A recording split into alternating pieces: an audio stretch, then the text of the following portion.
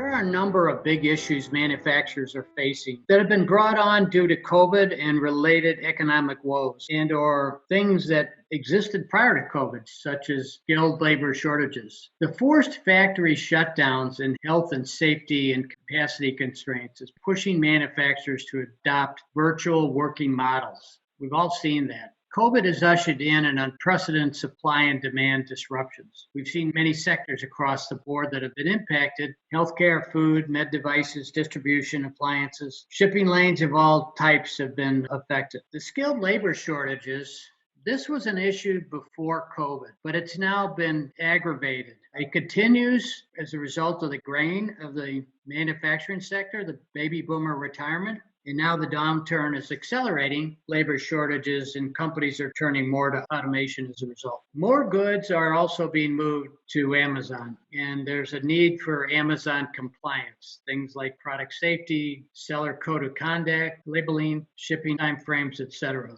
So Amazon itself is having a big impact and a big disruption on business processes. 5G comes almost at a perfect time. As we move into this new world, we need more data through the pipe faster to support remote work and digital technologies, as there is a need for more bandwidth and more flexibility.